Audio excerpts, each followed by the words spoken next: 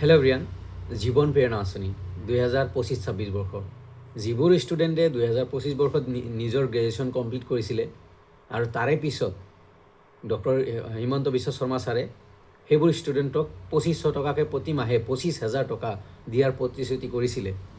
আৰু সেই জীৱন প্ৰেৰণা আঁচনিৰ গ্ৰেজুৱেশ্যন কমপ্লিট হোৱাৰ পিছতে ষ্টুডেণ্টে নিজ কলেজৰ পৰা যোনখন কলেজৰ পৰা পাছ কৰিছে, গ্ৰেজুৱেশ্যন কমপ্লিট কৰিছে, সেইখন কলেজত আবেদন কৰিছিলে, নিজৰ ডকুমেণ্ট জমা দিছিলে, ফৰ্ম জমা দিছিলে।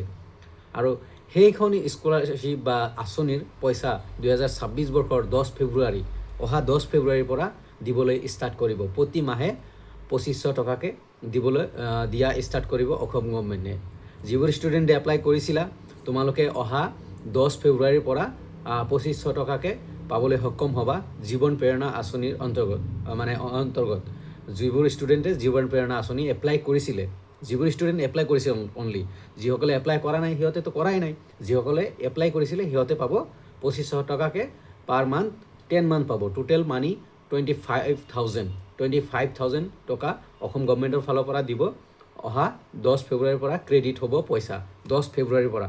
আৰু 11 ফেব্ৰুৱাৰীৰ পৰা জীৱন অনুপ্ৰেৰণা, মানে যিসকল মাষ্টাৰ ডিগ্ৰীত PhD কৰি আছে বা বিকলং বা PWৰ হয়, সিহঁতক দিব 11 ফেব্ৰুৱাৰীৰ পৰা।